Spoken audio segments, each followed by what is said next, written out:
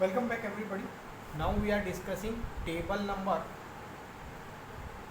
and try to understand table number 1.3, page number 5 and 6. यहाँ पर आपको शायद दिख नहीं रहा है तो मैं इसे लिख देता हूँ. यहाँ पर देखिए आपको लिखा हुआ है mechanical properties of application of carbon steel.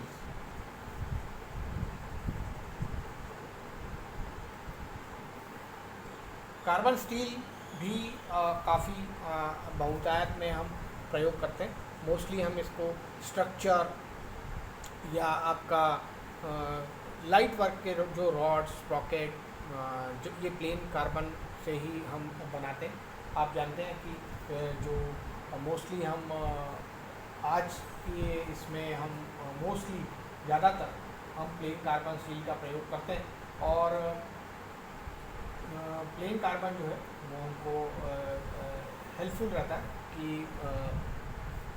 किस तरीके.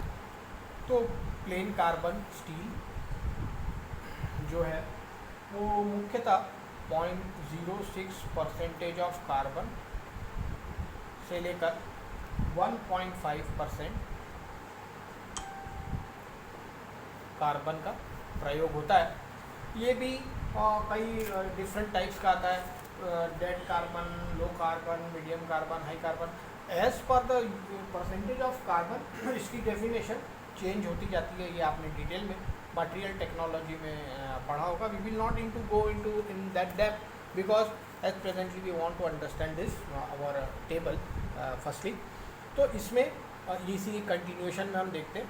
पहला है आपका इस टेबल में मुख्यतः आपको दिया हुआ है स्ट्रक्चरल स्टील.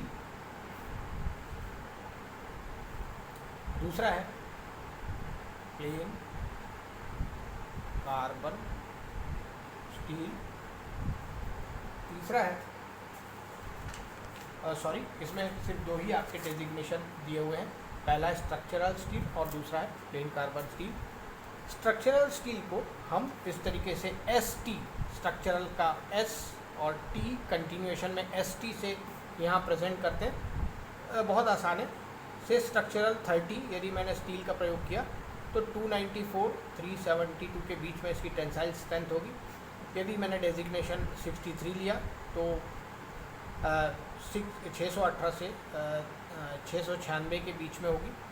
और इसको हम अभी एक्सप्लेन करेंगे तो आप समझ जाएंगे कि what is 30, what is 42, what is 50, 60, 70 etcetera. तो अब ये मैंने जैसे अभी आपको बोला कि हमने जब ये सब्जेक्ट भी स्टार्ट किया था तब हमने देखा कि इसको हम किस तरीके से पढ़ते हैं. जब इसका टिपिकल यूज़ देखिए structural rivets, wires, tables, railway wheels, axles, bridge, building construction, railway wheels, seamless tube, tramway axles, wagon wheels. तो ऑलमोस्ट मोस्टली हम जहाँ पर भी स्ट्रक्चरल स्टील का प्रयोग करते हैं वो, और मैंने आपको जैसे सब्जेक्ट में ही बताया मोस्टली हम किसका प्रयोग करते हैं. प्लेन कार्बन स्टील का ये 0.06 से लेकर 1.6 कार्बन तक हो सकता है. तो से यदि मैं कहता हूँ ST30 तो what is the percentage of carbon. 30 divided by 100 is equal to 0.3. तो मैं कह सकता हूँ 0.3% of carbon is used as 294 और 372 के बीच में इसकी हमको टेंसाइल स्ट्रेंथ मिलेगी. प्रयोग कहाँ पर होगा ये यहाँ पर आप टिपिकल यूज में देख सकते हैं. टिपिकल यूज तो स्ट्रक्चरल स्टील. अब दूसरा हम देखते हैं प्लेन कार्बन स्टील. अब आपको पता ही होगा कि ये 30/100 हमने किया है, दैट इज़ 30 डिवाइडेड बाई 100 तो परसेंटेज ऑफ कार्बन आ गया. सेम फैशन में प्लेन कार्बन स्टील इसको हम देखते हैं C07 इज इक्वल टू 7 से डिवाइड करता हूँ मैं 100 को इज इक्वल टू 0.07%. तो इस प्लेन कार्बन स्टील में कार्बन का परसेंटेज है 0.07. देखिए स्ट्रक्चरल में थोड़ा ज़्यादा था, 0.3 था. ठीक इसी तरीके से आप किसी भी प्लेन कार्बन स्टील के डेजिग्नेशन को देख सकते हैं. फॉर एग्जांपल C25 25 से 100 से डिवाइड करते हैं that will come 0.25% of carbon it is specifically use, आप यहाँ पर देख सकते हैं, general purpose for light work, for the rods, cables, sprocket, hubs, hub, tubes etcetera. और इसका टेंसाइल स्ट्रेंथ आप इसके बीच में कोई भी ले सकते हैं। ये मीन लेना चाहिए, ऐसा भी है, आप मिनिमम 360 सी, सपोज हम C07 को देख रहे हैं तो 314 से लेकर 392 तक के बीच में हो सकता है। It is possible to maintain. Next page में देखते हैं सेम C30, या अब आप बहुत आसानी से इसको पढ़ सकते हैं। हम सीधे आते हैं हमारे लास्ट डेजिग्नेशन इन पर C15 MN 75। फिलहाल इस टेबल नंबर पेज नंबर 6 के मैग्नीज को पढ़ने के लिए हम बिल्कुल इसी फॉर्मूले को अपनाएंगे। से फॉर एग्जांपल मैं आपको बता रहा हूँ, जैसे C15 MN 75, C का मतलब आप समझ गए, डिवाइडेड बाई 100 मतलब 0.15।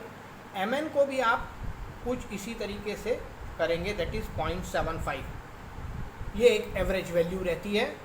We will not in to go in that depth, but you will understand कि मैं आपको क्या कहना चाह रहा हूँ। और क्योंकि ये कॉम्प्लिकेटेड होगा, when we will start our next table, that is table number 1.4। तो फिलहाल ये आपको ध्यान रखना है कि जब हम प्लेन कार्बन स्टील की बात कर रहे हैं, उसके जो लास्ट डेजिग्नेशन है दैट इज़ MN 75, 75, 75, तो सभी में तकरीबन 0.7 है, 1 है तो 0.01 है, ये आपको पढ़ना आना चाहिए। और दूसरा 75 है तो 0.75 है। इस तरीके से आप इन चारों को डेजिग्नेशंस को बहुत आसानी से आप पढ़ सकते हैं।